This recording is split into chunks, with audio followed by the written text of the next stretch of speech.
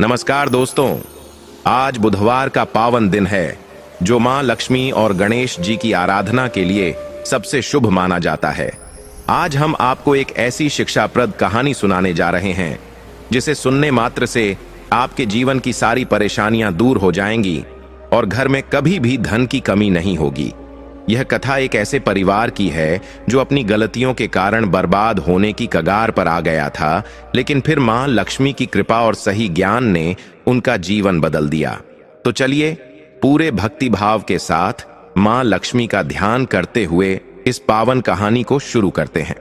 एक समय की बात है, भारतवर्ष के एक छोटे और सुंदर से गांव में रामकिशन नाम का एक किसान अपने परिवार के साथ रहता था। रामकिशन बहुत ही सीधा और मेहनती इंसान था। उसके पास अपनी थोड़ी बहुत जमीन थी जिस पर खेती करके वह अपने घर का गुजरा बड़ी मुश्किल से चलाता था।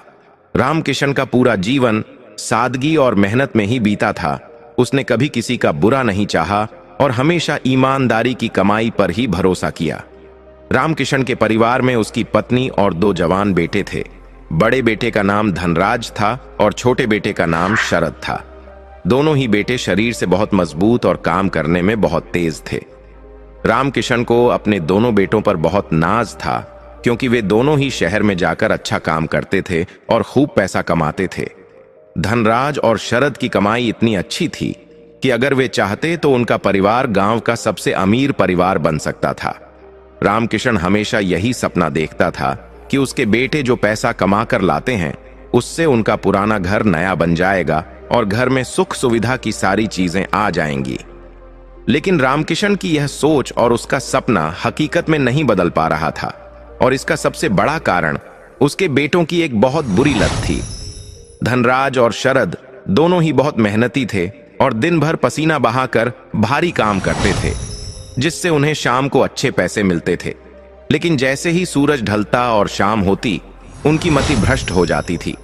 उसी गांव के एक मोहल्ले में बीरू नाम का एक लोहार रहता था।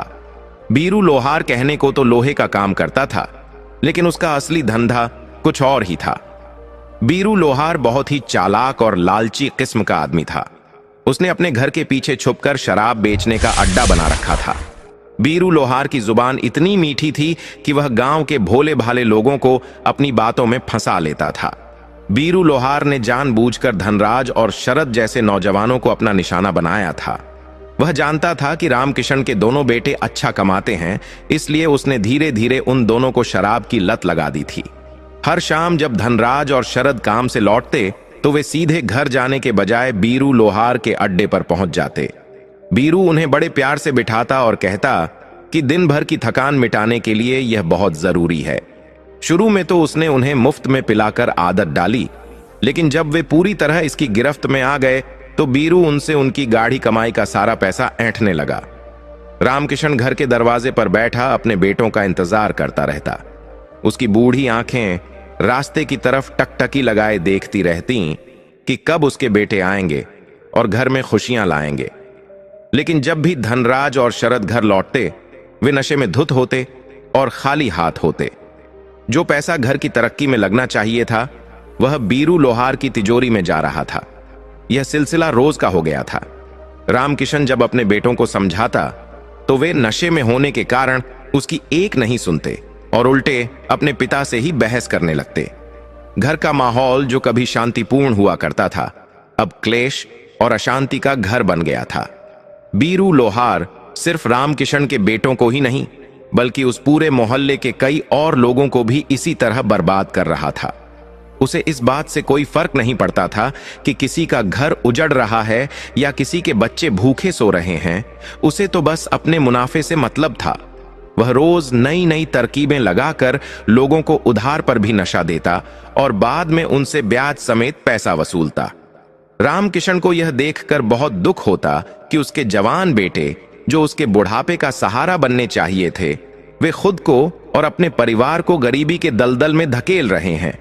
एक दिन रामकिशन ने बहुत हिम्मत जुटाकर अपने बेटों से बात करने की सोची। सुबह का समय था और दोनों बेटे काम पर जाने की तैयारी कर रहे थे। उस समय वे नशे में नहीं थे, इसलिए रामकिशन ने सोचा कि शायद आज उसकी बात का उन पर कुछ असर हो जाए। रामकिशन ने बड़े प्यार से धनराज और शरद को अपने पास बिठाया और कहा कि बेटा, तुम दोनों इतनी मेहनत करते हो, खून पसीना एक करते हो, लेकिन तुम्हारे हाथ में कुछ नहीं बचता। देखो हमारा घर कितना पुराना हो गया है, छत टपकती है और घर में राशन लाने के लिए भी सोचना पड़ता है। उस बीरू लोहार के चक्कर में तुम अपनी जवानी और पैसा दोनों बर्बाद कर रहे हो। पिता की बात सुनकर धनराज का सिर थोड़ा झुक गया। उसे अपनी गलती का एहसास तो होता था, लेकिन लत इतनी बुरी थी कि शाम होते ही उसके कदम अपने आप बीरू के घर की तरफ मुड़ जाते थे। शरद ने भी कहा कि पिताजी, हम कोशिश करते हैं कि आज से वहां नहीं जाएंगे, लेकिन जैसे ही शाम को दोस्तों का साथ मिलता है और बीरू लोहार आवाज देता है तो हम खुद को रोक नहीं पाते। रामकिशन ने गहरी सांस ली और मन ही मन मां लक्ष्मी को याद किया कि हे मां, मेरे बच्चों को सद्बुद्धि दो, नहीं तो यह बीरू लोहार मेरे पूरे परिवार को सड़क पर ले आएगा।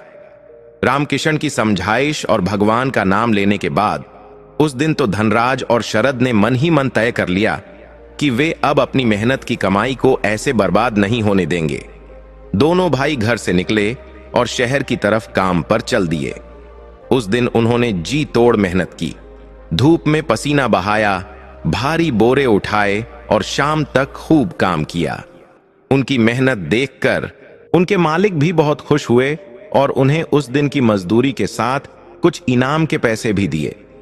शाम को जब उनकी जेब में अच्छे खासे पैसे आए तो दोनों भाइयों के चेहरे खिल उठे। उन्होंने सोचा कि आज ये पैसे ले जाकर पिताजी के हाथ में देंगे और मां के लिए कुछ फल लेकर जाएंगे। यह सोचकर वे दोनों खुशी खुशी गांव की तरफ लौट रहे थे, लेकिन बुराई इतनी आसानी से पीछा नहीं छोड़ती। बीरू लोहार, जो अपनी दुकान पर बैठा गिद्ध जैसी नजरें गड़ाए रहता था, उसे तो बस इसी समय का इंतजार था। जैसे ही धनराज और शरद उसके मोहल्ले वाली गली से गुजरने लगे, बीरू ने उन्हें देख लिया। उसने देखा कि आज दोनों भाइयों की चाल में एक अलग ही खुशी है और वे सीधे घर की तरफ बढ़ रहे हैं, उसकी तरफ देख भी नहीं रहे। बीरू समझ गया कि आज इनकी जेब गर्म है और अगर ये सीधे घर चले गए तो उसका आज का धंधा मंदा हो जाएगा।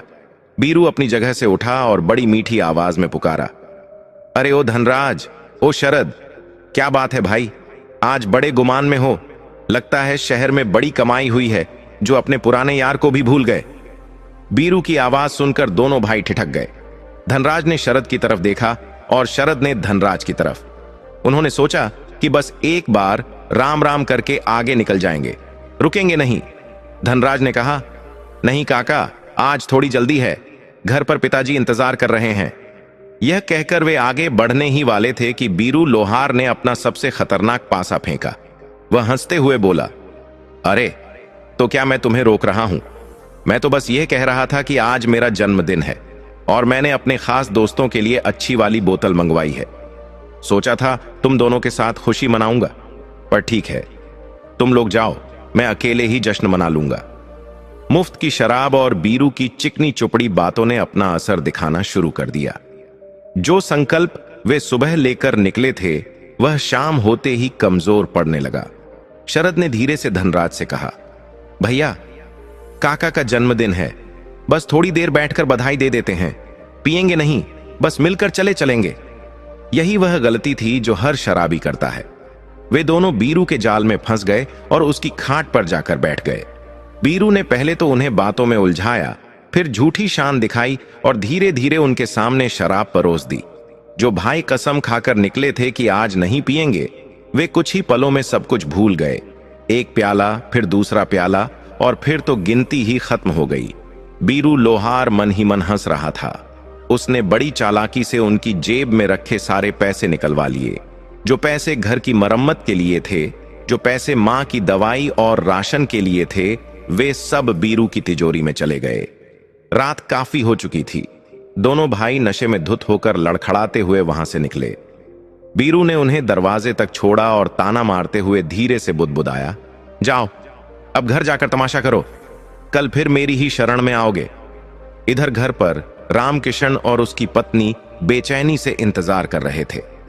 रामकिशन बार बार उठकर दरवाजे तक जाता और अंधेरे में झांकता।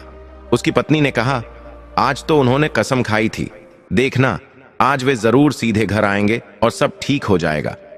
रामकिशन भी इसी उम्मीद में था। तभी गली में शोर सुनाई दिया। कुत्तों के भौंकने की आवाज और लड़खड़ाते कदमों की आहट ने रामकिशन का दिल तोड़ दिया। जैसे ही दरवाजा खुला, धनराज और शरद एक दूसरे के सहारे गिरते पड़ते घर के अंदर आए। उनकी हालत देखकर रामकिशन का कलेजा मुंह को आ गया। वे दोनों न सिर्फ खाली हाथ आए थे, बल्कि नशे में अपना होश हवास भी खो बैठे थे। रामकिशन ने जब पूछा कि बेटा, आज तो तुमने वादा किया था, फिर यह सब क्या है? तो नशे में चूर धनराज ने जोर से चिल्लाकर कहा, अरे बुढ़े, चुप रह। हम कमाते हैं तो हम ही उड़ाएंगे। तू हमें सिखाने वाला कौन होता है? अपने बेटे के मुंह से ऐसे अपमानजनक शब्द सुनकर रामकिशन सन्न रह गया। जिस बेटे को उसने उंगली पकड़कर चलना सिखाया, आज वही उसे चुप करा रहा था। रामकिशन की पत्नी यह दृश्य देखकर फूट फूट कर रोने लगी। उस रात रामकिशन के घर में चूल्हा नहीं जला। दोनों बेटे तो नशे में बेहोश होकर आंगन में ही पड़ गए, लेकिन बूढ़े माता पिता पूरी रात जागते रहे। रामकिशन ने देखा कि उसके घर की हालत दिन ब दिन कितनी खराब होती जा रही है। घर की दीवारें दरक रही थीं और कोने में रखा अनाज का डिब्बा भी खाली होने वाला था। वहीं दूसरी तरफ उसे पता चला था कि बीरू लोहार ने अपने घर में नया कमरा बनवा लिया है और नई गाड़ी भी खरीद ली है। यह सोचकर रामकिशन को बहुत क्रोध आता कि कैसे एक अधर्मी इंसान दूसरों का घर बर्बाद करके खुद तरक्की कर रहा है। अगली सुबह जब धनराज और शरद की नींद खुली तो उनके सिर में भारी दर्द था। उन्हें रात की कोई बात याद नहीं थी। जब उन्होंने देखा कि मां की आंखें सूजी हुई हैं और पिताजी गुमसुम बैठे हैं, तो उन्हें आभास हुआ कि जरूर रात में कोई बड़ा तमाशा हुआ है। दोनों ने अपनी जेबें टटोली तो पाया कि जेबें बिल्कुल खाली हैं। कल की पूरी मेहनत की कमाई गायब थी। शर्म के मारे उनकी नजरें नहीं उठ रही थीं, लेकिन अब पछताने से क्या होता जब चिड़िया चुग गई खेत। यह सिलसिला सिर्फ एक दिन का नहीं था, यह तो अब रोज की कहानी बन गई थी। रामकिशन समझ गया था कि लड़ाई झगड़े या समझाने से अब कुछ नहीं होने वाला। यह कोई साधारण लत नहीं है, यह एक तरह का ग्रहण है जो उसके घर की लक्ष्मी को खा रहा है। उसने बड़े बुजुर्गों से सुन रखा था कि जिस घर में क्लेश होता है और जहां नशा किया जाता है, वहां से मां लक्ष्मी रूठ कर चली जाती हैं और वहां दरिद्रता का वास हो जाता है। रामकिशन ने सोचा कि मुझे ही कुछ करना होगा। उसे याद आया कि आज बुधवार है। उसके दादाजी बताया करते थे कि बुधवार का दिन गणेश जी और मां लक्ष्मी को प्रसन्न करने के लिए बहुत विशेष होता है। अगर सही विधि और श्रद्धा से मां का आह्वान किया जाए तो बड़े से बड़ा संकट भी टल सकता है। रामकिशन नहा धोकर घर के छोटे से मंदिर के सामने बैठ गया। उसने तय किया कि वह अपने परिवार को इस नरक से बाहर निकालकर ही रहेगा। उसने अपनी पत्नी को बुलाया और कहा, सुनती हो, अब रोने से कुछ नहीं होगा। हमें अपने घर के वातावरण को बदलना होगा। जब तक हमारे घर में पवित्रता नहीं आएगी, तब तक मेरे बेटों की बुद्धि नहीं सुधरेगी। आज बुधवार है और आज से हम एक नियम बनाएंगे। पत्नी ने आंसू पोंछते हुए पूछा, कैसा नियम? हम क्या कर सकते हैं? वे तो हमारी सुनते ही नहीं। रामकिशन ने बड़ी गंभीरता से कहा, वे नहीं सुनेंगे, लेकिन ऊपर वाला तो सुनेगा। मैंने सुना है कि मां लक्ष्मी की एक ऐसी पावन कथा है जिसे अगर बुधवार के दिन सच्चे मन से पढ़ा या सुना जाए तो घर की सारी नकारात्मक ऊर्जा खत्म हो जाती है। वह कथा इंसान के मन को बदल देती है। हम आज शाम को वह कथा शुरू करेंगे। चाहे बेटे सुने या न सुने, हम अपने घर में वह दीपक जलाएंगे। रामकिशन का विश्वास अटूट था। उसे नहीं पता था कि यह कैसे होगा, लेकिन उसे यह भरोसा था कि मां लक्ष्मी अपने भक्तों को कभी निराश नहीं करती। उधर बीरू लोहार अपनी दुकान पर बैठा अपने साथियों के साथ ठहाके लगा रहा था। वह कह रहा था, देखा रामकिशन के बेटों को कैसे मेरे इशारे पर नाचते हैं। अभी तो मैंने उनकी आधी कमाई ही खाई है। धीरे धीरे उनकी जमीन जायदाद सब मेरे नाम हो जाएगी। ये किसान लोग मेहनत करना जानते हैं, लेकिन पैसा संभालना नहीं। बीरू को अपने पाप की कमाई पर बहुत घमंड था, लेकिन उसे यह नहीं पता था कि जब किसी लाचार पिता की पुकार ईश्वर तक पहुंचती है तो बड़े बड़े पापियों का साम्राज्य हिल जाता है। रामकिशन की प्रार्थना अब अपना असर दिखाने वाली थी, क्योंकि उसने अब इंसान का आसरा छोड़कर दैवीय शक्ति का सहारा लेने का मन बना लिया था। रामकिशन ने मन ही मन ठान तो लिया था कि वह आज बुधवार के दिन मां लक्ष्मी की पूजा करेगा और अपने घर के हालातों को बदलेगा। लेकिन उसके सामने एक बहुत बड़ी चुनौती खड़ी थी। पूजा पाठ के लिए कुछ सामग्री की जरूरत थी। घर में न तो दीपक जलाने के लिए शुद्ध घी था, न अगरबत्ती और न ही प्रसाद के लिए कोई मिठाई। यहां तक कि भगवान को भोग लगाने के लिए शक्कर भी डिब्बे में खत्म हो चुकी थी। रामकिशन अपनी खाट से उठा और घर के उस कोने में गया जहां उसने बहुत पहले कुछ पैसे छिपा कर रखे थे। ये पैसे उसने अपनी बीमारी के वक्त के लिए बचाए थे। कांपते हाथों से उसने एक पुराने कपड़े की पोटली खोली। उसमें कुछ सिक्के और मुड़े तुड़े कुछ नोट थे। रामकिशन ने उन्हें गिना, कुल मिलाकर 25 रुपये निकले। आज के जमाने में इतने कम पैसों में घर का खर्च चलाना ही मुश्किल था। पूजा की सामग्री तो दूर की बात थी, लेकिन रामकिशन की श्रद्धा पैसों की मोहताज नहीं थी। उसने अपनी पत्नी की तरफ देखा, जिसकी आंखों में भी एक उम्मीद की किरण दिखाई दे रही थी। पत्नी ने अपने फटे हुए आंचल के कोने से खोलकर 5 रुपए का एक सिक्का रामकिशन की हथेली पर रख दिया और बोली, मेरे पास बस यही बचा है, शायद इससे कुछ मदद मिल जाए। रामकिशन की आंखें भर आईं। जिस घर में बेटे हजारों रुपए कमा रहे हों, वहां के माता पिता 5-5 रुपए जोड़ने के लिए मजबूर थे। उसने वह पैसे मुट्ठी में भींचे और बाजार की तरफ चल दिया। उसके मन में बस एक ही धुन थी कि चाहे कुछ भी हो जाए, आज शाम को घर में मां लक्ष्मी का पाठ जरूर होगा। रामकिशन जब गांव के रास्ते से गुजर रहा था तो उसकी चाल में एक अजीब सी तेजी थी। वह चाहता था कि जल्द से जल्द सारा सामान लेकर घर लौटे और पवित्र वातावरण बनाए। लेकिन जैसे ही वह चौराहे के पास पहुंचा, उसे फिर वही मनहूस चेहरा दिखाई दिया। बीरू लोहार अपनी दुकान के बाहर चबूतरे पर पैर पसार कर बैठा था और हुक्का गुड़गुड़ा रहा था। रामकिशन को देखते ही उसके चेहरे एक पर एक कुटिल मुस्कान आ गई। बीरू को तो जैसे पूरे गांव की खबर रहती थी। उसे पता था कि रामकिशन के घर में दाने दाने के लाले पड़े हैं। उसने रामकिशन को आवाज लगाई, अरे रामकिशन भाई, इतनी धूप में कहां भागे जा रहे हो और मुट्ठी इतनी जोर से बंद कर रखी है? कोई खजाना हाथ लग गया है क्या? रामकिशन रुकना नहीं चाहता था, लेकिन बीरू की आवाज सुनकर उसके कदम भारी हो गए। उसने बिना बीरू की तरफ देखे जवाब दिया, कुछ नहीं भाई, बस घर के लिए थोड़ा सामान लेने जा रहा हूं। बीरू जोर से हंसा और बोला, सामान? अरे सुना है तुम्हारे घर में तो आजकल चूल्हा जलना भी मुश्किल हो गया है। तुम्हारे लाडले बेटे तो सारी कमाई मेरी दुकान पर लुटा जाते हैं। तुम क्यों इतनी मेहनत कर रहे हो? जो भी कमाओगे या बचाओगे, आखिर में तो वह मेरे पास ही आना है। बीरू की यह बात रामकिशन के दिल में तीर की तरह चुभी। यह बात सच थी कि उसके बेटों की वजह से उसकी इज्जत और पैसा दोनों बीरू के पैरों में गिर रहे थे। लेकिन आज रामकिशन के अंदर एक अलग ही शक्ति थी। उसने बीरू की आंखों में आंखें डालकर कहा, बीरू, समय सबका एक जैसा नहीं रहता। आज मेरे बेटे भटक गए हैं, इसीलिए तुम हंस रहे हो, लेकिन मुझे अपनी मां लक्ष्मी और ईश्वर पर पूरा भरोसा है। जिस दिन उनकी कृपा होगी, वह अंधेरा भी छंट जाएगा और मेरे बेटे भी सुधर जाएंगे। तुम अपनी कमाई पर घमंड मत करो, अधर्म का पैसा कभी फलता नहीं है। इतना कहकर रामकिशन तेजी से आगे बढ़ गया। बीरू लोहार कुछ पल के लिए सन्न रह गया। उसने रामकिशन की आवाज में आज तक ऐसी सख्ती और आत्मविश्वास कभी नहीं देखा था। वह हमेशा रामकिशन को एक लाचार और बेचारा बाप समझता था। बीरू ने मन ही मन सोचा, लगता है बुढ़ा सठिया गया है। पूजा पाठ से कहीं शराबी सुधरते हैं। आज शाम को देखूंगा कि इसके बेटे इसके भजन सुनते हैं या मेरी बोतल। बीरू ने फिर से अपना हुक्का खींचा और धुएं के छल्ले बनाने लगा। उधर रामकिशन पंसारी की दुकान पर पहुंचा। उसने बहुत सोच समझकर खरीदारी की। महंगे घी की जगह उसने थोड़ा सा तेल लिया। महंगी मिठाई की जगह उसने गुड़ और बताशे लिए और कुछ फूल और अगरबत्ती खरीदी।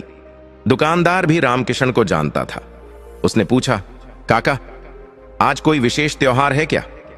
रामकिशन ने मुस्कुराते हुए कहा, बेटा, जब जागो तभी सवेरा। आज से मेरे घर में खुशियों का त्योहार शुरू होने वाला है। सामान लेकर रामकिशन घर लौटा। घर पहुंचकर उसने देखा कि उसके दोनों बेटे धनराज और शरद तैयार होकर काम पर जाने के लिए आंगन में खड़े थे। उनके चेहरे उतरे हुए थे और शरीर में कल की थकान अभी भी बाकी थी। जैसे ही उन्होंने अपने पिता के हाथ में पूजा का सामान देखा, वे चौंक गए। धनराज ने पूछा, पिताजी, ये सब क्या है? घर में खाने को आटा नहीं है और आप ये फूल बताशे लेकर आए हो। रामकिशन ने बड़े संयम से काम लिया। उसने गुस्सा नहीं किया, बल्कि बड़ी शांति से कहा, बेटा, यह आटा दाल से ज्यादा जरूरी है। यह हमारे घर की सुख शांति का सामान है। शरद ने चिढ़ते हुए कहा, आप भी किन चक्करों में पड़े रहते हो?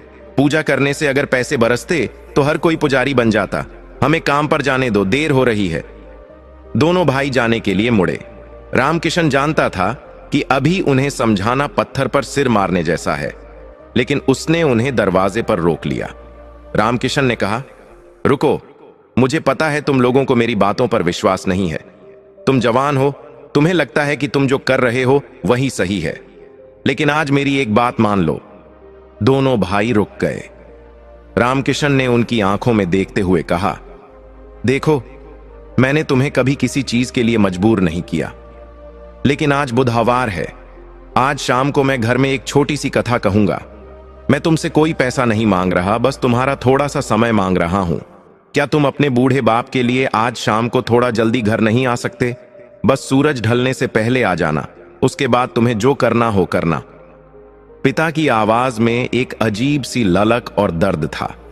धनराज और शरद, जो नशे में शैतान बन जाते थे, लेकिन होश में वे अभी भी अपने पिता का थोड़ा बहुत सम्मान करते थे। उन्हें लगा कि पिताजी इतना गिड़गिड़ा रहे हैं तो शायद कोई खास बात होगी। धनराज ने नजरें चुराते हुए कहा, ठीक है, कोशिश करेंगे। वैसे भी आज काम ज्यादा नहीं है। शरद ने भी सिर हिलाया, हां, आ जाएंगे, लेकिन हमें कोई लंबा चौड़ा भाषण नहीं सुनना। इतना कहकर दोनों बेटे काम पर निकल गए। उनके जाने के बाद रामकिशन की पत्नी ने चिंतित होकर पूछा, क्या आपको लगता है वे आएंगे, या रोज की तरह बीरू उन्हें फंसा लेगा? रामकिशन ने पूजा की सामग्री को साफ करते हुए कहा, आएंगे भाग्यवान, जरूर आएंगे। आज मेरा दिल कह रहा है कि मां लक्ष्मी हमारी लाज रखेंगी। तुम बस घर की सफाई में लग जाओ। घर का कोना कोना चमकना चाहिए। मां लक्ष्मी वहीं आती हैं जहां सफाई और पवित्रता होती है। उसके बाद रामकिशन और उसकी पत्नी घर की सफाई में जुट गए। उन्होंने घर के जाले साफ किए, आंगन को गोबर से लीपा और फटे पुराने पर्दों को धोकर सुखाया। भले ही घर कच्चा था और दीवारें पुरानी थीं, लेकिन उनकी मेहनत से घर का वातावरण बदलने लगा था। दोपहर होते होते पूरा घर साफ सुथरा हो गया। रामकिशन ने एक छोटी सी चौकी लगाई, उस पर लाल कपड़ा बिछाया। उसके पास मां लक्ष्मी और गणेश जी की एक पुरानी तस्वीर थी। उसे पोंछकर साफ किया और चौकी पर स्थापित किया।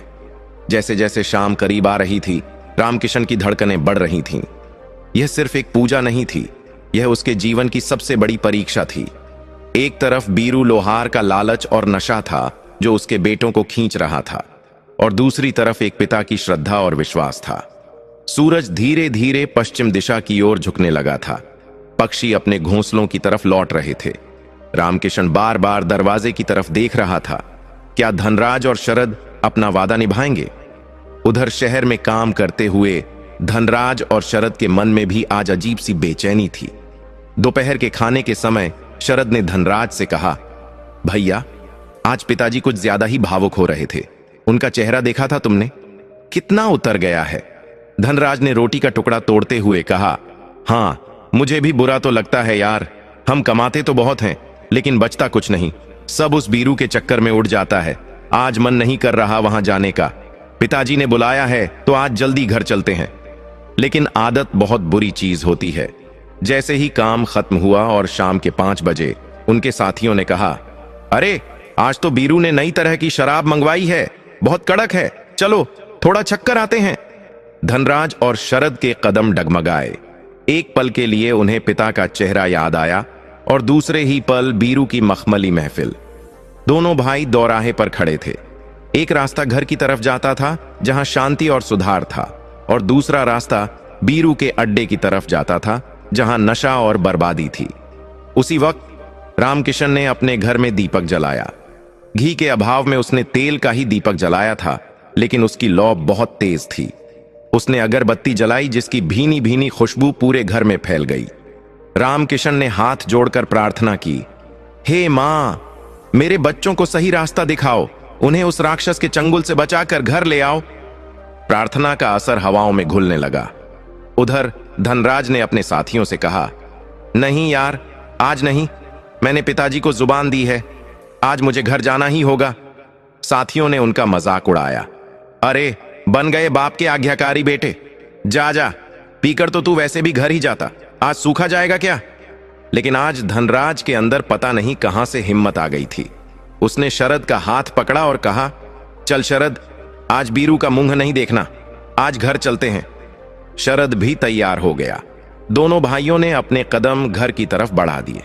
यह पहली जीत थी, लेकिन बीरू लोहार इतनी आसानी से हार मानने वाला नहीं था। वह जानता था कि शाम के वक्त परिंदे कहां लौटते हैं और उसने उनके रास्ते में जाल बिछाना शुरू कर दिया था। शाम का धुंधलका गहराने लगा था। धनराज और शरद तेज कदमों से अपने घर की ओर बढ़ रहे थे। उनके मन में एक अजीब सी कशमकश चल रही थी। एक तरफ वर्षों पुरानी शराब की लत उन्हें पीछे खींच रही थी और दूसरी तरफ पिता को दिया हुआ वचन उन्हें आगे धकेल रहा था। जैसे ही वे बीरू लोहार के अड्डे के पास वाली मोड़ पर पहुंचे, बीरू वहां पहले से ही खड़ा था। उसे दूर से ही दोनों भाइयों को आते हुए देख लिया था। बीरू ने जानबूझकर रास्ते के बीच में अपनी खाट डाल रखी थी ताकि कोई भी वहां से बिना रुके न जा सके। जैसे ही धनराज और शरद वहां पहुंचे, बीरू ने हाथ उठाकर उन्हें रोका और अपनी सबसे चिकनी मुस्कान के साथ बोला, अरे मेरे शेरों, आज इतनी जल्दी घर जाने की क्या आफत आ गई। देखो, आज तो मौसम भी कितना सुहाना है। मैंने तुम दोनों के लिए कड़क वाली बोतल अलग से निकाल कर रखी है। बस 2 घूंट लगा लो, फिर चले जाना। पैसे नहीं है तो क्या हुआ, तुम्हारा भाई बीरू अभी जिंदा है, उधार लिख लेंगे। बीरू की बातों में ऐसा जादू था कि शरद के कदम वहीं थम गए। उसकी निगाहें उस तरफ मुड़ गईं जहां बीरू के बाकी ग्राहक बैठकर पी रहे थे। शरद ने ललचाई नजरों से धनराज की तरफ देखा और धीमे स्वर में कहा, भैया, काका ठीक ही तो कह रहे हैं, बस थोड़ी देर बैठ लेते हैं, फिर चले जाएंगे। पिताजी को क्या पता चलेगा। धनराज भी एक पल के लिए डगमगाया। उसके अंदर की तलब ने जोर मारा, लेकिन तभी उसे सुबह की वो घटना याद आ गई जब उसके पिता ने कांपते हाथों से 5 रुपए के सिक्के गिने थे। उसे अपने पिता का वह मायूस और लाचार चेहरा याद आया। धनराज ने अपनी मुट्ठी भींच ली। उसने शरद का हाथ जोर से पकड़ा और खींचा। धनराज ने बीरू की आंखों में देखते हुए सख्त आवाज में कहा, नहीं काका, आज नहीं, आज हमारे घर में पूजा है और हमने पिताजी को वचन दिया है। रास्ता छोड़िए, हमें देर हो रही है। बीरू यह सुनकर सन्न रह गया। उसने कभी धनराज की आवाज में इतना दम नहीं देखा था। बीरू ने फिर से पैंतरा बदला और ताना मारते हुए कहा, अरे वाह, बिल्ली हज को चली, तुम लोग और पूजा। कल सुबह जब नशा टूटेगा तब फिर मेरे ही पैरों में गिरोगे। जाओ, जाकर अपने बुढ़े बाप की आरती उतारो। बीरू और उसके साथी जोर जोर से हंसने लगे। उनका हंसना धनराज और शरद के दिल पर हथौड़े की तरह लगा, लेकिन आज उन्होंने पलटकर जवाब नहीं दिया। वे चुपचाप सिर झुकाकर वहां से निकल गए। जैसे ही वे बीरू के इलाके से बाहर निकले और अपने घर की गली में मुड़े, उन्हें एक अजीब सा सुकून महसूस हुआ। ऐसा लग रहा था जैसे किसी भारी बोझ से मुक्ति मिल गई हो। जैसे जैसे वे घर के करीब आ रहे थे, हवा में एक भीनी भीनी खुशबू तैर रही थी। यह अगरबत्ती की खुशबू थी जो उनके घर से ही आ रही थी। घर के दरवाजे पर पहुंचकर दोनों भाई रुक गए। उन्होंने देखा कि उनका कच्चा मकान आज कुछ अलग ही लग रहा है। आंगन साफ सुथरा है, गोबर से लिपा हुआ है और बीच में एक छोटी सी चौकी पर दीपक जल रहा है। रामकिशन और उनकी मां साफ कपड़े पहनकर चौकी के पास बैठे थे। दीपक की रोशनी में रामकिशन का चेहरा चमक रहा था। जैसे ही रामकिशन ने अपने दोनों बेटों को दरवाजे पर खड़ा देखा, और वह भी बिल्कुल होश में, उसकी खुशी का ठिकाना नहीं रहा। उसकी आंखों से खुशी के आंसू छलक पड़े। रामकिशन ने उठकर अपने बेटों को गले लगाया। उसने कहा, मुझे पता था, मेरा विश्वास नहीं टूटेगा, मुझे पता था तुम आओगे। मां ने भी अपने बेटों के सिर पर हाथ फेरा। धनराज और शरद को आज अपने घर में एक अलग ही शांति महसूस हो रही थी। वह शोर शराबा, वह बीरू की गंदी बातें और वह सिर दर्द, सब कुछ यहां आने के बाद गायब हो गया था। दोनों भाइयों ने हाथ मुंह धोया और पिता के पास आकर बैठ गए।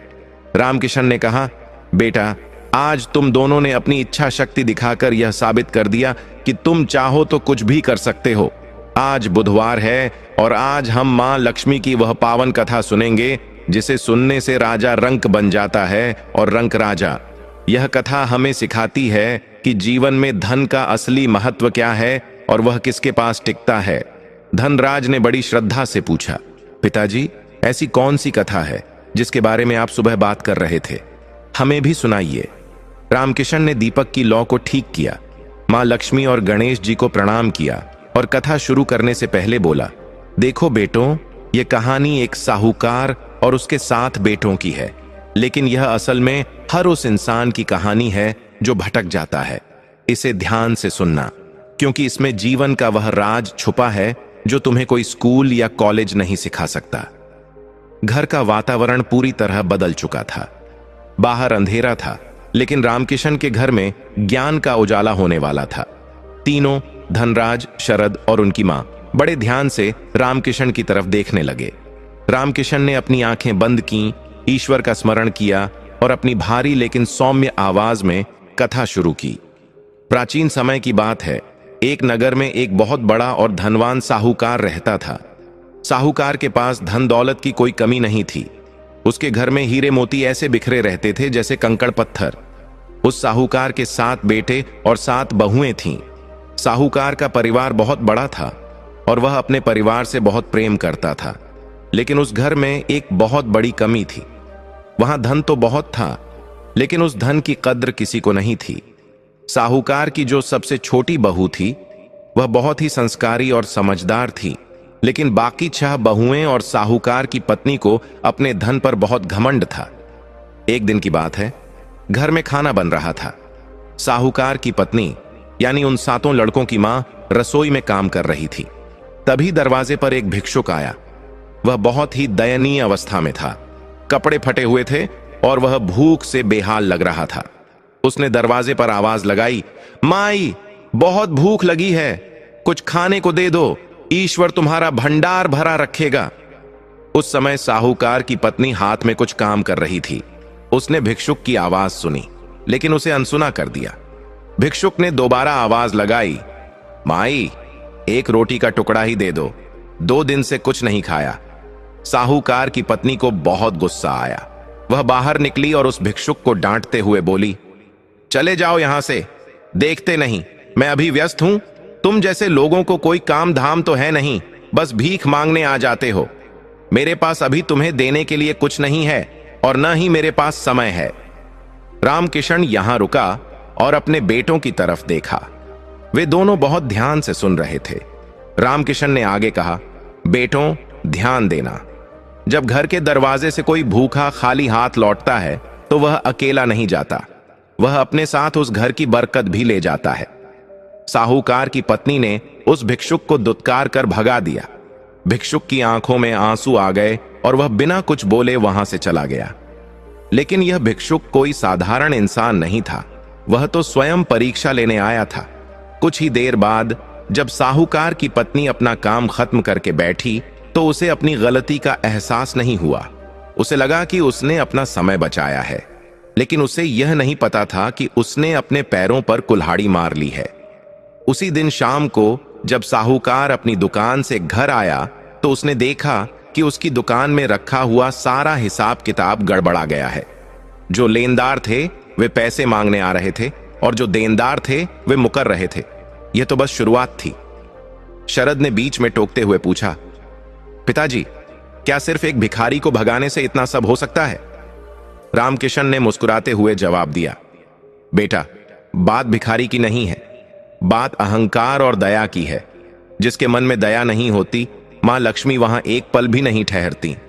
रामकिशन ने अपनी बात को आगे बढ़ाते हुए कहा, बेटों, उस भिक्षुक के जाने के बाद साहूकार की पत्नी तो अपने काम में लग गई, लेकिन नियति ने अपना खेल खेलना शुरू कर दिया।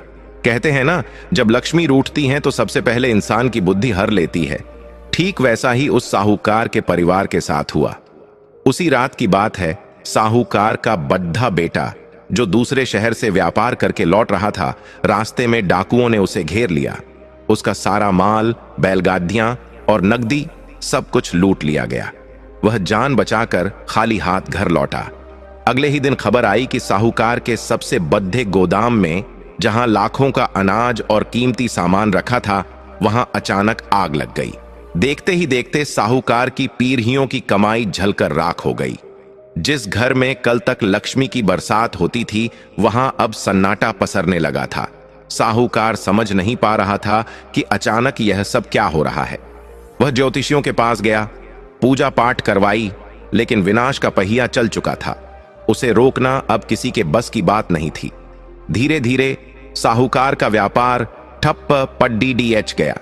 जो लेनदार कल तक साहूकार के सामने हाथ जोड़े खड़े रहते थे, आज वे अपने पैसे वसूलने के लिए दरवाजे पर गाली गलौज करने लगे।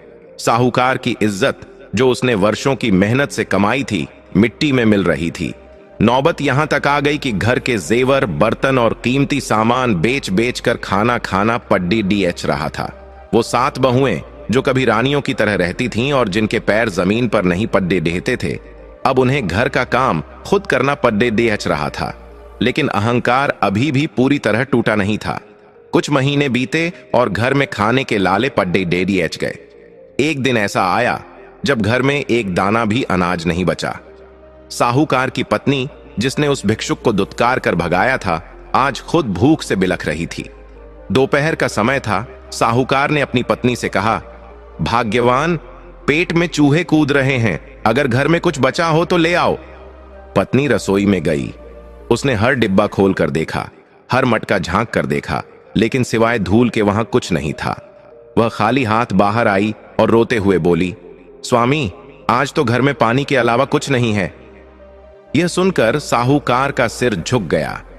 उसे अपनी पत्नी की वह गलती याद आ गई। उसने भारी मन से कहा, याद है, कुछ महीने पहले एक भिक्षुक आया था और तुमने उसे अपमानित करके भगा दिया था। उसने कहा था कि ईश्वर तुम्हारा भंडार भरा रखे, लेकिन तुमने अपने अहंकार में उसे खाली हाथ लौटा दिया। आज उसी का श्राप हमें लगा है। हमने अन्न का अपमान किया, इसलिए आज अन्न हमसे दूर हो गया है। साहूकार के 7 बेटे, जो कभी ऐशो आराम की जिंदगी जीते थे, अब काम की तलाश में इधर उधर भटकने लगे।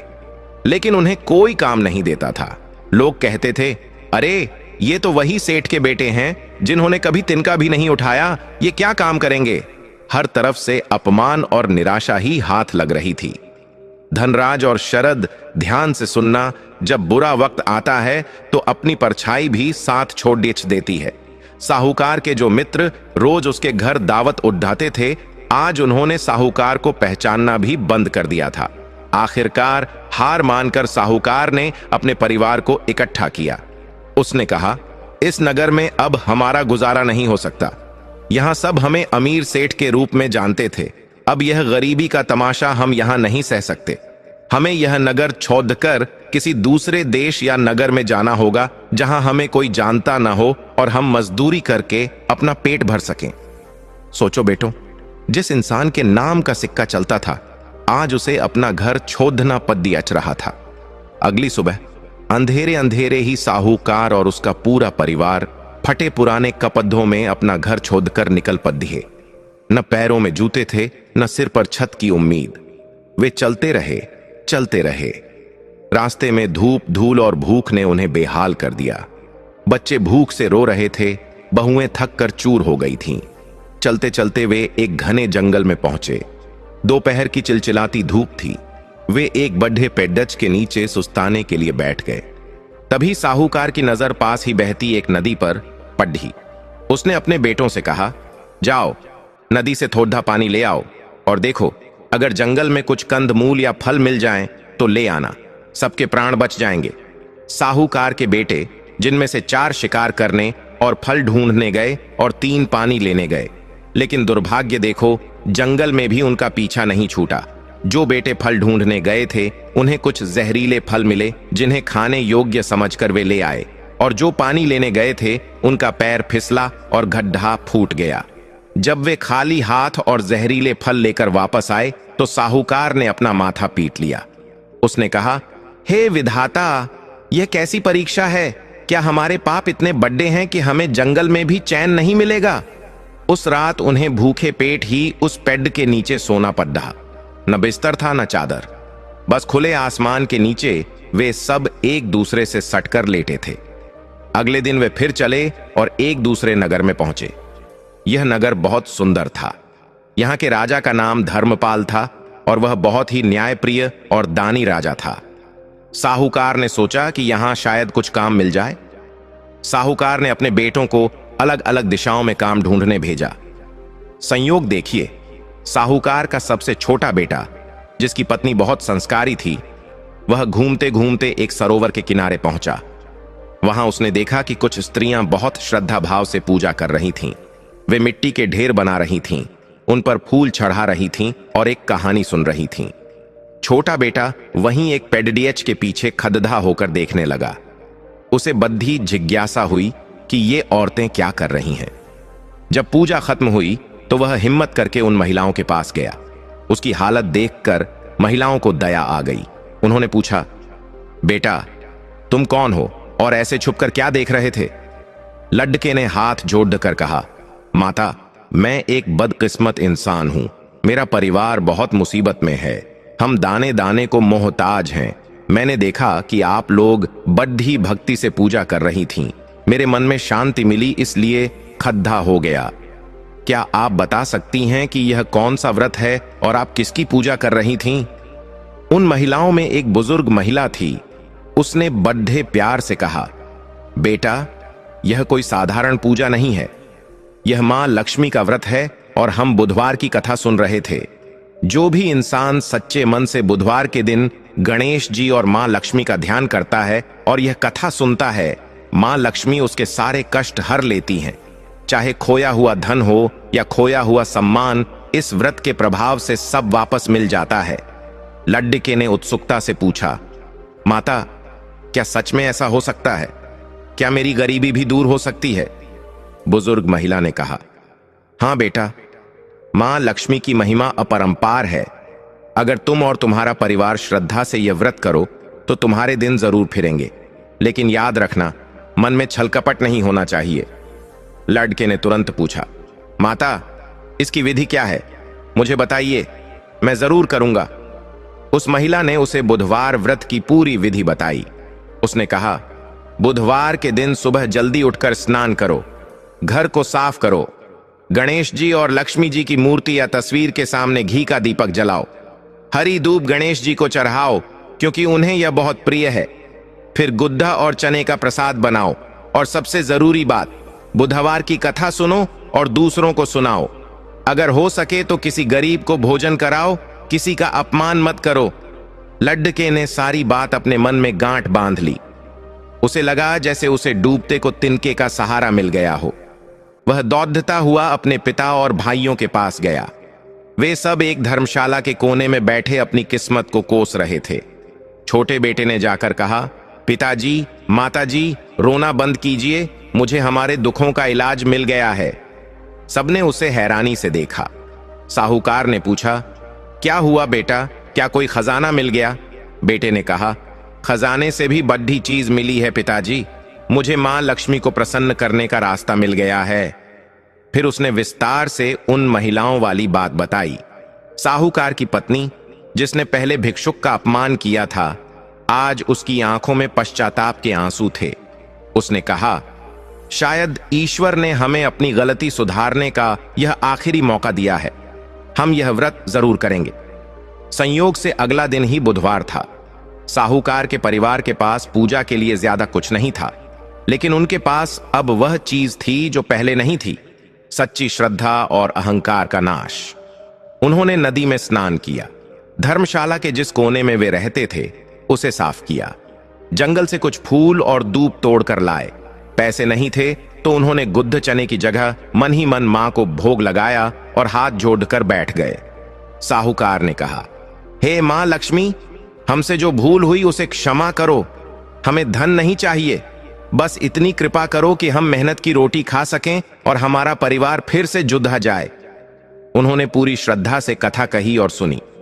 पूजा खत्म होने के बाद वे सब काम की तलाश में निकले।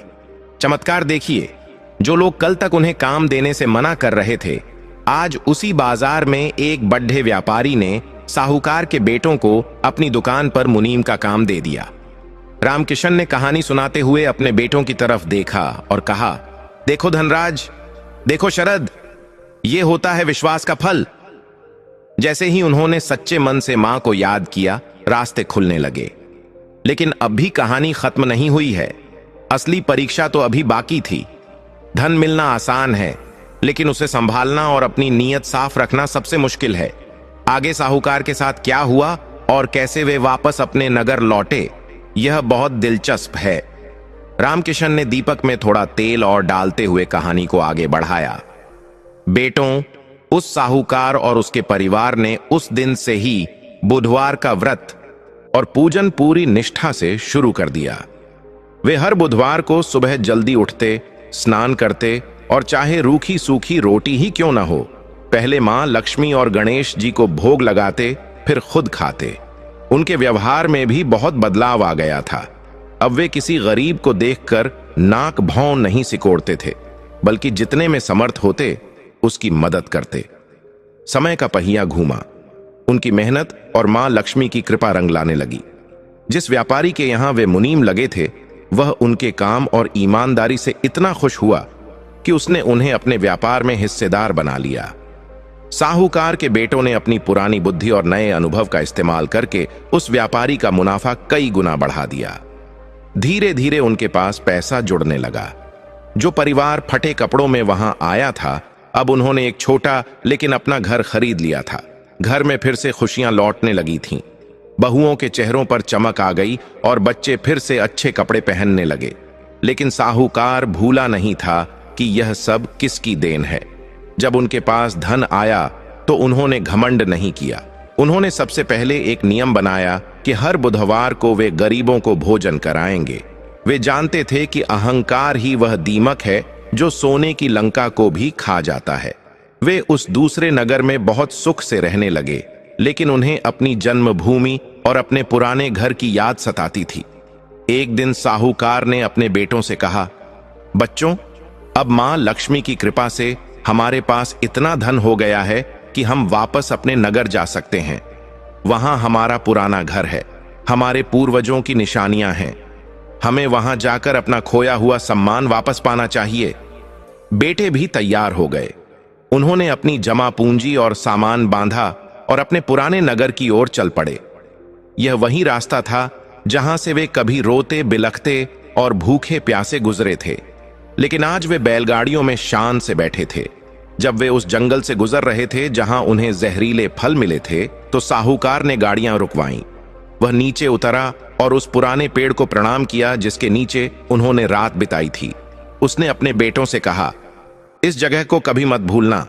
यह जगह हमें याद दिलाती रहेगी कि बुरा वक्त कभी भी आ सकता है, इसलिए अच्छे वक्त में कभी इतराना नहीं चाहिए। सफर करते हुए वे अपने पुराने नगर में पहुंचे। जब वे अपनी गली में दाखिल हुए तो मोहल्ले वाले उन्हें देखकर हैरान रह गए। लोगों ने सोचा था कि यह परिवार तो बर्बाद हो गया है, अब कभी नहीं लौटेगा। लेकिन साहूकार और उसके बेटे पहले से भी ज्यादा तेज और चमक के साथ वापस आए थे। उनका पुराना घर जो खंडहर बन चुका था, उन्होंने उसे फिर से बनवाना शुरू किया। कुछ ही दिनों में उनका घर फिर से महल जैसा चमकने लगा। उन्होंने अपना पुराना व्यापार फिर से शुरू किया और देखते ही देखते वे पहले से भी ज्यादा अमीर हो गए। लेकिन असली परीक्षा अभी बाकी थी। मां लक्ष्मी देखना चाहती थीं कि क्या यह बदलाव स्थायी है या सिर्फ मतलब का है। एक दिन साहूकार अपने घर के बाहर चबूतरे पर बैठा था। उसकी बहुएं अंदर खाना बना रही थीं। तभी ठीक वैसा ही संयोग बना जैसा बरसों पहले बना था। वहीं दोपहर का समय, वहीं खुशबूदार खाने की महक, और दरवाजे पर एक आवाज आई, माई बाप, बहुत प्यास लगी है, थोड़ा पानी मिल जाएगा? साहूकार ने सिर उठाकर देखा। दरवाजे पर एक बहुत ही बूढ़ा और बीमार साधु खड़ा था। उसके कपड़े तार तार थे और शरीर पर जख्म थे। उसे देखकर किसी को भी घिन आ सकती थी। यह वही स्थिति थी जहां पहले साहूकार की पत्नी ने भिक्षुक को भगा दिया था। रामकिशन ने यहां रुककर अपने बेटों की आंखों में देखा और पूछा, तुम्हें क्या लगता है धनराज, क्या इस बार भी उन्होंने वही गलती की होगी? धनराज, जो कहानी में पूरी तरह खो चुका था, तुरंत बोला, नहीं पिताजी, अगर उन्होंने अभी भी नहीं सीखा होगा तो फिर उनका सुधरना नामुमकिन है। मुझे लगता है इस बार उन्होंने साधु को नहीं भगाया होगा। रामकिशन मुस्कुराया, बिल्कुल सही सोचा बेटा। जैसे ही उस साधु की आवाज अंदर रसोई में गई, साहूकार की छोटी बहू, जो सबसे ज्यादा संस्कारी थी, तुरंत पानी का लोटा लेकर बाहर आई। उसने साधु को देखा तो उसका मन करुणा से भर गया। उसने न सिर्फ उसे पानी पिलाया बल्कि अंदर से आसन लेकर आई और बोली, बाबा, आप यहां छांव में बैठिए, मैं आपके लिए भोजन लाती हूं। इतने में साहूकार की पत्नी यानी लड़कों की मां भी बाहर आ गई। साधु को देखकर एक पल के लिए उसे अपना पुराना पाप याद आ गया। वह दौड़ी और साधु के चरणों में गिर पड़ी। उसने रोते हुए कहा, महाराज, मुझे क्षमा करें। मैंने एक बार एक महात्मा को अपने द्वार से भगा दिया था, जिसकी सजा मैंने भुगती है। आज मैं आपको खाली हाथ नहीं जाने दूंगी। पूरा परिवार बाहर आ गया। उन्होंने उस बूढ़े साधु की बहुत सेवा की, उसे भरपेट भोजन कराया और नए वस्त्र दिए। साधु ने भोजन करने के बाद साहूकार के सिर पर हाथ रखा और तभी एक चमत्कार हुआ। देखते ही देखते वह बूढ़ा और बीमार साधु गायब हो गया और वहां एक दिव्य रोशनी फैल गई। उस रोशनी में से एक आवाज आई, वत्स, मैं तुम्हारी परीक्षा ले रही थी। तुम इस परीक्षा में सफल हुए। तुमने धन का असली उपयोग सीख लिया है। अब तुम्हारे घर में कभी दरिद्रता नहीं आएगी। वह आवाज और कोई नहीं बल्कि स्वयं मां लक्ष्मी की प्रेरणा थी। उस दिन के बाद से साहूकार का यश पूरे राज्य में फैल गया। लेकिन उन्होंने अपना बुधवार का व्रत कभी नहीं छोड़ा। वे हर बुधवार को कथा सुनते और सुनाते। रामकिशन ने कहानी पूरी करके एक गहरी सांस ली। घर में एकदम सन्नाटा था। धनराज और शरद दोनों के रोंगटे खड़े हो गए थे। उन्हें लग रहा था जैसे यह कहानी किसी और की नहीं बल्कि उन्हीं की है। वे भी तो अपनी कमाई का गलत इस्तेमाल कर रहे थे। वे भी तो अपने माता पिता, जो घर के देवता होते हैं, का अपमान कर रहे थे। रामकिशन ने स्नेह से पूछा, बेटों, कहानी तो खत्म हो गई, लेकिन इसकी सीख अभी बाकी है। इस कहानी ने उस साहूकार का जीवन बदल दिया। क्या यह मेरा और तुम्हारा जीवन भी बदल सकती है? क्या तुम्हें समझ आया कि बरकत और पैसा कहां ठहरता है? शरद की आंखें नम हो गई थीं। उसने कहा, पिताजी, मुझे सब समझ आ गया। पैसा शराब के ठेके पर नहीं, घर की खुशियों में है। हमने बहुत बड़ी गलती की है। हम बीरू काका के बहकावे में आकर अपने ही घर में आग लगा रहे थे। धनराज ने भी सिर झुका लिया और बोला, आप सही कह रहे थे पिताजी। आज मुझे वो सुकून मिला है जो हजारों की शराब पीकर भी नहीं मिलता। लेकिन पिताजी, क्या अब बहुत देर नहीं हो गई? हमने इतने पैसे बर्बाद कर दिए। क्या मां लक्ष्मी अब भी हमें माफ करेंगी? रामकिशन ने दीपक की लौ को थोड़ा और तेज किया और बोला, बेटा, जब जागो तभी सवेरा। मां लक्ष्मी बहुत दयालु हैं। अगर तुम आज इसी वक्त से संकल्प लो तो सब कुछ बदल सकता है। लेकिन संकल्प पक्का होना चाहिए, कच्चे धागे जैसा नहीं जो जरा से झटके से टूट जाए। बाहर बीरू जैसे हजारों राक्षस बैठे हैं जो तुम्हें फिर से खींचने की कोशिश करेंगे। अभी रामकिशन यह समझा ही रहा था कि अचानक बाहर गली से शोर सुनाई दिया। किसी के जोर जोर से चिल्लाने और गालियां देने की आवाज आ रही थी। यह आवाज जानी पहचानी थी। यह बीरू लोहार की आवाज थी।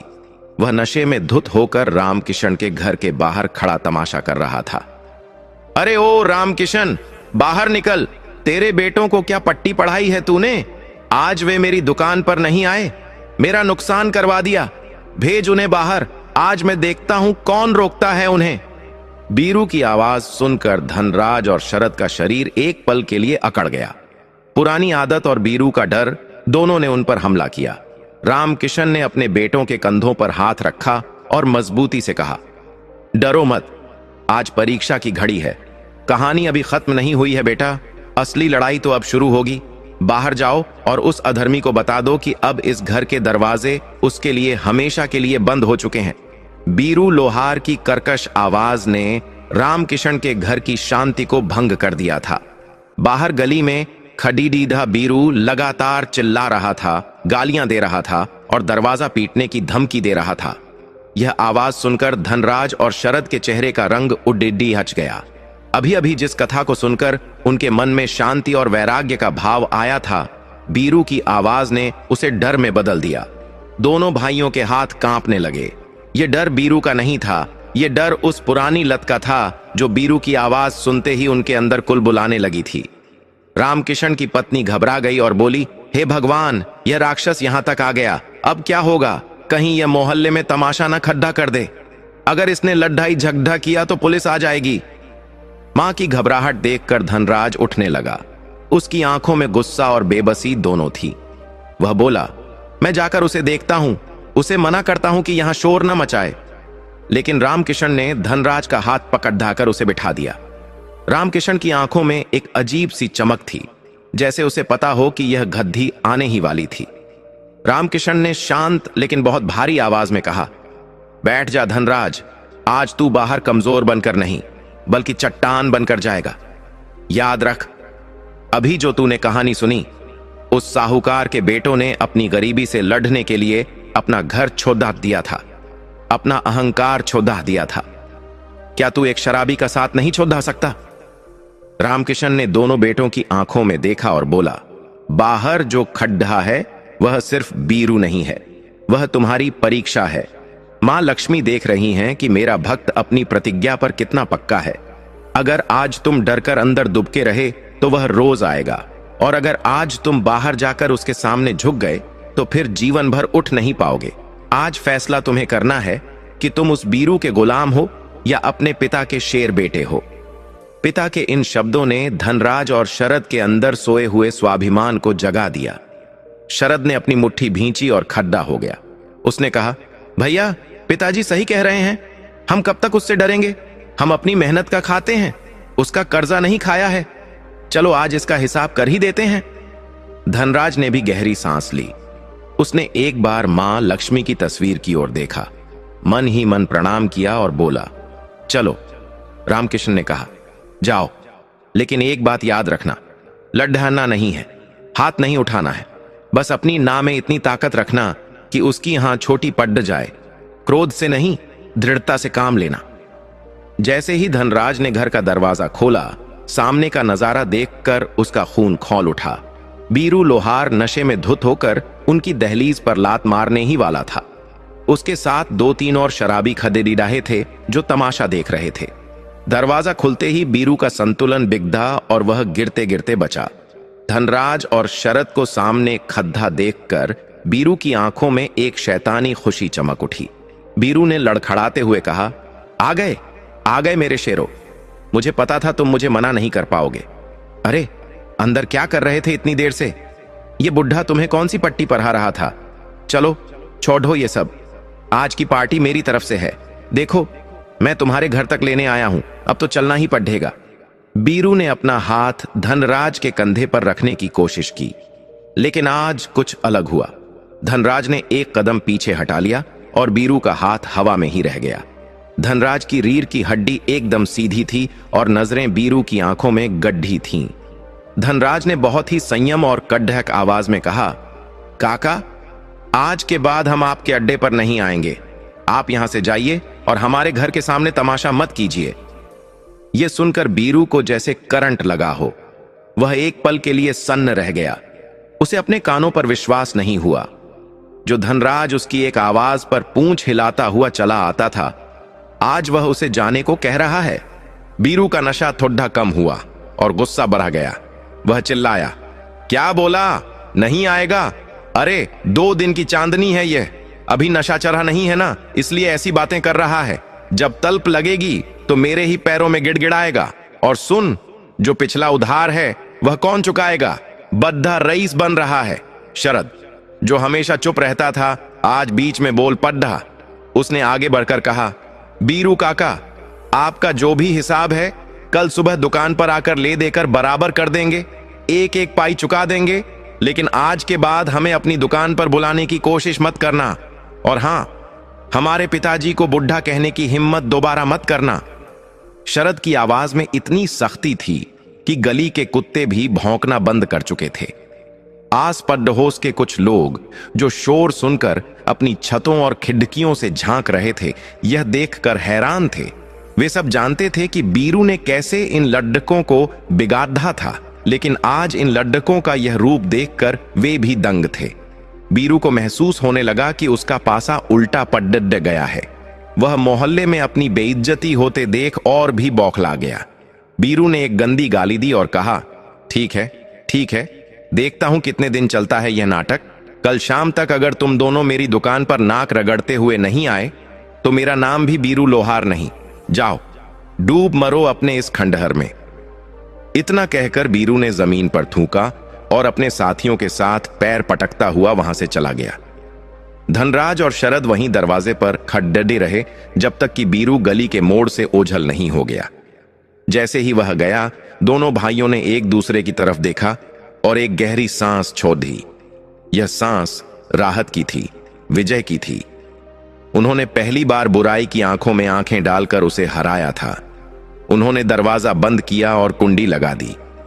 यह कुंडी सिर्फ दरवाजे की नहीं थी, बल्कि उन्होंने अपने जीवन में बुराई के प्रवेश द्वार पर ताला जड़ीहेच दिया था। जब वे अंदर पलटे तो देखा कि रामकिशन और उनकी मां खद्दे होकर उन्हें ही देख रहे थे।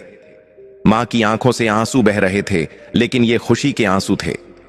मां दौड़ाकर आई और दोनों बेटों की बलाएं लेने लगी। मेरा लाल, मेरे शेर, आज तुमने मेरा सीना चौड़ा कर दिया। उस दुष्ट के सामने तुम डरे नहीं। रामकिशन अपनी जगह से नहीं उठा, लेकिन उसके चेहरे पर एक संतोषजनक मुस्कान थी।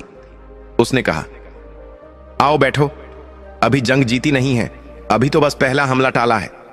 बीरू चला गया, लेकिन तुम्हारे शरीर के अंदर जो राक्षस बैठा है, नशे की लत, वह अभी भी जिंदा है। वह तुम्हें रात भर सोने नहीं देगा।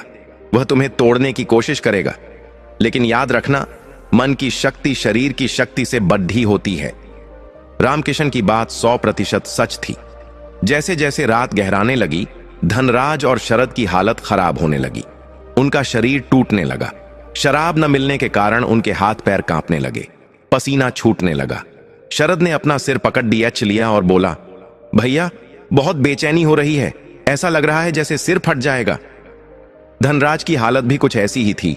उसका गला सूख रहा था और उसे बार बार पानी पीने की इच्छा हो रही थी, लेकिन पानी से प्यास नहीं बुझ रही थी।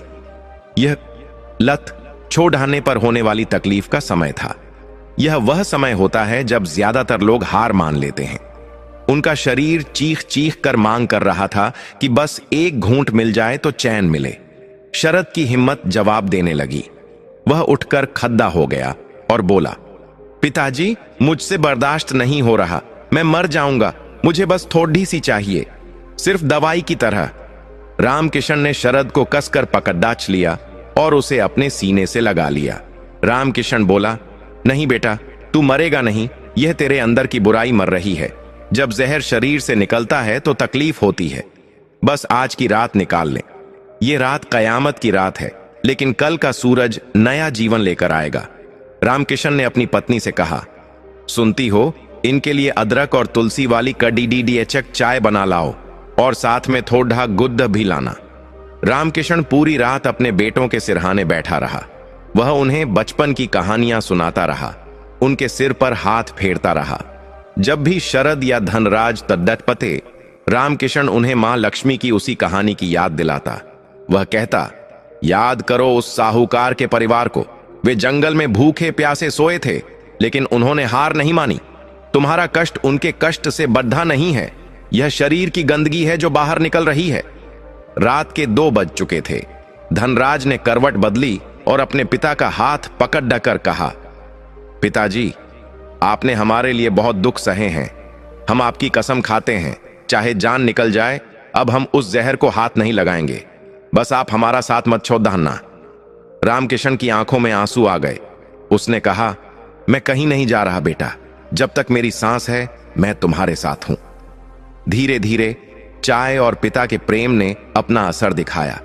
भोर होते होते दोनों भाइयों की आंखें लग गईं। थकान और मानसिक संघर्ष के बाद उन्हें नींद आ गई थी।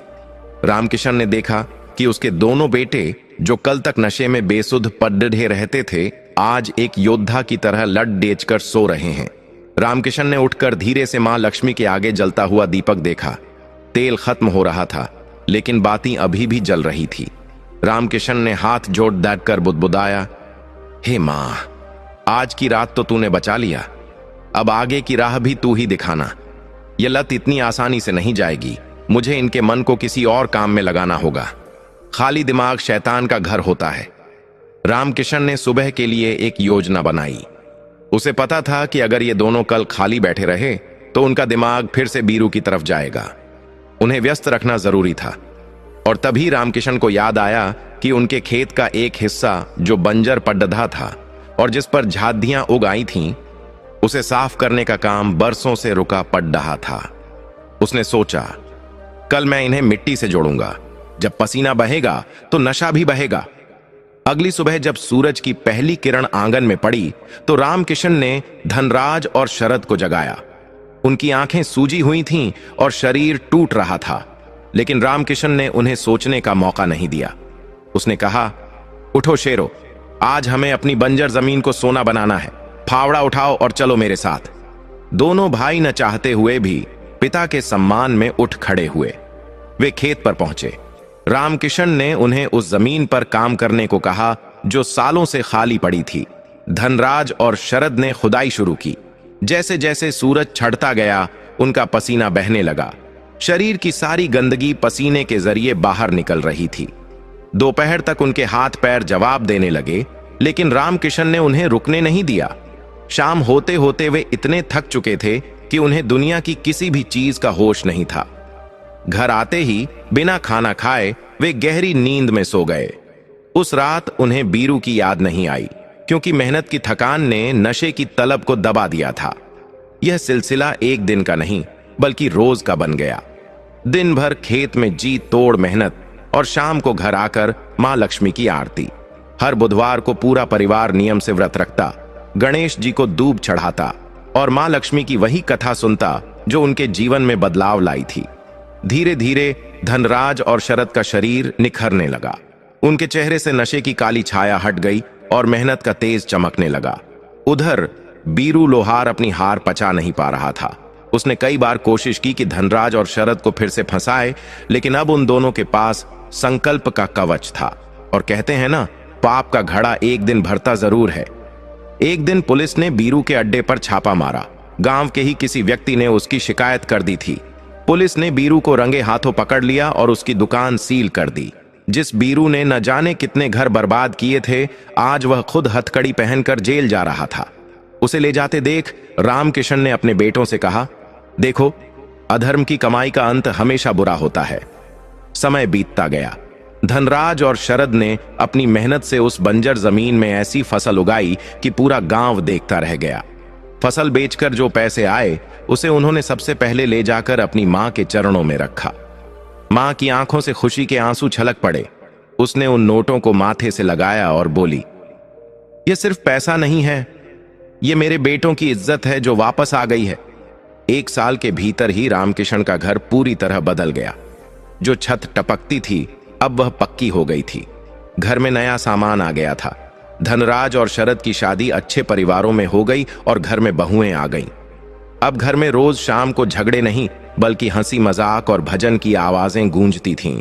जिस घर को लोग शराबियों का घर कहते थे, अब उसे भक्तों का घर कहने लगे थे। एक बुधवार की शाम रामकिशन अपने पूरे परिवार के साथ पूजा कर रहा था। घर में घी के दीपक जल रहे थे और खुशबू महक रही थी। पूजा खत्म होने के बाद रामकिशन ने अपने बेटों और बहुओं से कहा, बच्चों, आज हमारे पास सब कुछ है, धन, सुख और शांति।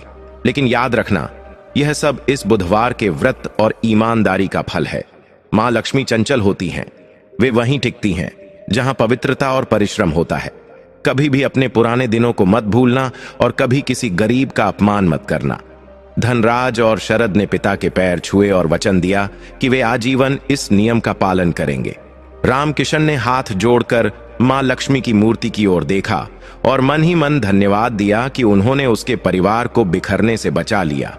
दोस्तों, इस कहानी से हमें यह शिक्षा मिलती है कि इंसान चाहे कितनी भी गहरी मुसीबत या बुरी लत में फंसा हो, अगर वह दृढ़ निश्चय कर ले और ईश्वर पर भरोसा रखे तो वह बाहर निकल सकता है। बुधवार के दिन मां लक्ष्मी और गणेश जी की आराधना करने से बुद्धि शुद्ध होती है और घर में बरकत आती है। लेकिन याद रखें, पूजा के साथ साथ सत्कर्म और मेहनत भी उतनी ही जरूरी है। दर्शक बंधु, अब आइए हम सभी साथ में मां लक्ष्मी की आरती सुनेंगे।